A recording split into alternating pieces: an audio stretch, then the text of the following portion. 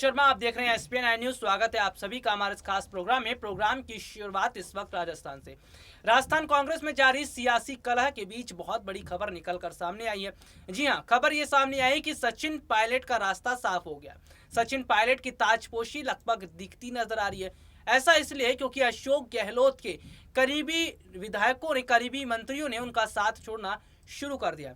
राजस्थान में अशोक गहलोत की स्थिति का कमजोर होना और सचिन पायलट खेमे में खुशखबरी दिखना, सचिन पायलट खेमे में खुशियों की लहर दौड़ना, इसका मतलब यह है कि सचिन पायलट को अब बड़ा मौका मिल रहा है। इसी मुद्दे पर मेरे साथ बात करने के लिए मौजूद है अनुजा। और अनुजा, बहुत बहुत स्वागत है आपका हमारे इस खास प्रोग्राम में। अनुजा, पहला सवाल आपसे ले लेते हैं कि बीते काफी समय से सचिन पायलट सपना लेकर बैठे थे कि राजस्थान का मुख्यमंत्री बनना है। हालांकि उप मुख्यमंत्री वो बने थे, लेकिन उन्होंने कुछ समय बाद इस्तीफा दे दिया था।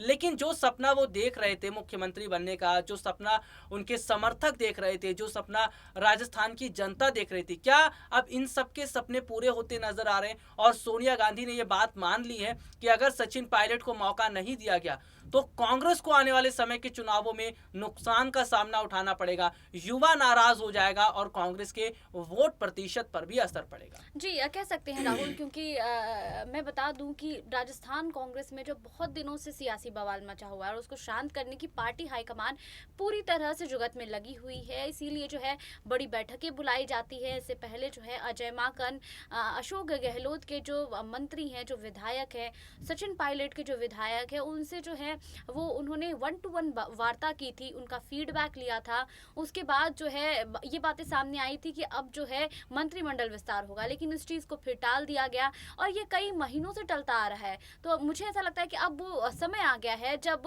मंत्रिमंडल विस्तार की तारीख जो है तय होती हुई नजर आ रही है। मंत्रिमंडल विस्तार होगी जिसमें सचिन पायलट गुट के कई विधायकों को जो है मंत्रिमंडल में जगह मिलेगी और अशोक गहलोत के जो करीबी मंत्री हैं उनका इस्तीफा तो हो गया है।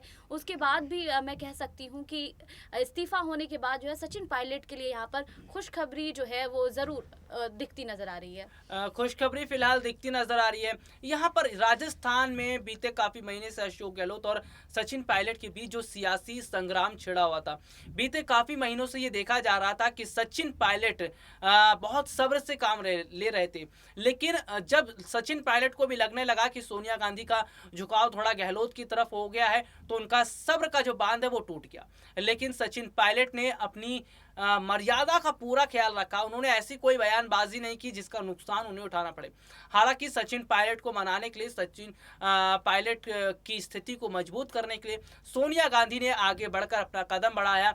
राहुल, प्रियंका गांधी भी आगे बढ़कर आए। तो यहाँ पर यह पता चलता है कि सचिन पायलट को नाराज करना तो कांग्रेस के लिए मुश्किलों का सामना करना पड़ सकता है। इसीलिए सचिन पायलट को मनाया गया, सचिन पायलट को समझाया गया और सचिन पायलट ये फैसला भी कर चुके हैं कि वो कांग्रेस में ही रहेंगे और कांग्रेस के साथ जुड़े रहेंगे। लेकिन अनुजा, अगर राजस्थान मंत्रिमंडल विस्तार की बात करें, क्या वजह रही कि इतना महीना हो गया उसमें लगातार देरी होती रही? कभी अशोक गहलोत टांग अड़ा रहे थे, कभी सचिन पायलट कुछ कह रहे थे, दिल्ली से कोई फैसला आ नहीं रहा था। क्या अशोक गहलोत की वजह से ही राजस्थान मंत्रिमंडल का विस्तार नहीं हो पा रहा था?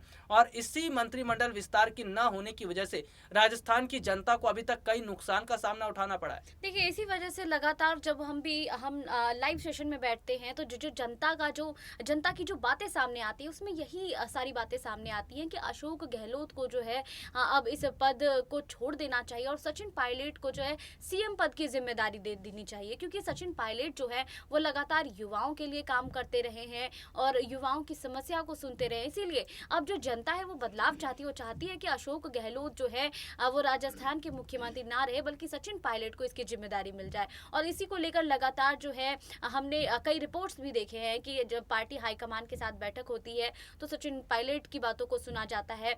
और चूंकि कांग्रेस पार्टी जो है पार्टी में बदलाव कर रही है, युवा नेताओं को जगह दे रही है, युवा नेताओं को अहम पद दिया जा रहा है, तो इस चीज़ को मानना बहुत ज़रूरी होगा कि अब जो है अशोक गहलोत को थोड़ा साइड किया जा रहा है और सचिन पायलट को जो है अहम पद दिया जा रहा है पार्टी हाईकमान की तरफ से। सचिन पायलट को बड़ी जिम्मेदारी दी जा रही है और बहुत बड़े हद तक ये देखा भी जा रहा है कि वाकई में तस्वीर तो बदल रही है, वाकई में स्थितियां बदलती नजर आ रही है। अनुजा, अगर सचिन पायलट को मुख्यमंत्री बना दिया जाता है तो इसका जो बड़ा मैसेज है वो चुनाव पर कितना पड़ेगा? क्योंकि राजस्थान की ही जनता नहीं, पूरे देश की जनता ये देख रही है जिस तरह युवा नेता ज्योतिरादित्य सिंधिया का ख्याल कांग्रेस ने नहीं रखा, जिस तरह ज्योतिरादित्य सिंधिया को मध्य प्रदेश में जिम्मेदारी नहीं दी गई और उसी को देखते हुए सिंधिया ने कांग्रेस से अलग होने का फैसला कर लिया था और कांग्रेस से अलग हो गए। अब सचिन पायलट पर बड़ा दांव खेलकर सचिन पायलट को मुख्यमंत्री बनाकर क्या कांग्रेस अपनी गलती में सुधार की कोशिश करेगी? जिस तरह ज्योतिरादित्य सिंधिया का एक बयान सामने आया था जिसमें उन्होंने कहा था कि अगर कांग्रेस को अपनी गलती सुधारना है तो सचिन पायलट को मौका देना चाहिए। तो क्या सिंधिया की बात को देखते हुए और मौजूदा हालात को देखते हुए सचिन पायलट को मुख्यमंत्री बनाया जाता तो कांग्रेस अपनी जो गलती उसने की है उसको यहाँ पर सुधार लेगी और कांग्रेस की गलती सुधरता देख क्या युवा कांग्रेस की तरफ झुकते चले जाएंगे और इसका फर्क चुनाव में कांग्रेस को मिलेगा? देखिए जी, जरूर कह सकते हैं। अगर मैं यहाँ ज्योतिरादित्य सिंधिया की बात करूँ तो कुछ साल पहले जो है ज्योतिरादित्य सिंधिया ने कांग्रेस का दामन जो है वो छोड़ दिया था। उसके बाद वो बीजेपी में शामिल हो गए और आज वो कैबिनेट मिनिस्टर है। उसके बाद से जो है कहीं ना कहीं कांग्रेस पार्टी में ये मैसेज जरूर गया कि जो युवा नेता है, जो नाराज नेता है, उनकी बातों को सुना जाना बहुत जरूरी है, नहीं तो पार्टी में ऐसे बदलाव हो जाते हैं। और इसी वजह से लगातार 1-1.5 साल से सोनिया गांधी हुई, राहुल गांधी हुई, प्रियंका गांधी, ये सभी जो है सचिन पायलट की बातों को सुन रहे हैं। सचिन पायलट जो भी कह रहे हैं उनकी बातों को माना जा रहा है। यही चीज जो है पंजाब में देखा गया था। पंजाब में भी नवजोत सिंह सिद्धू की बातों को माना गया।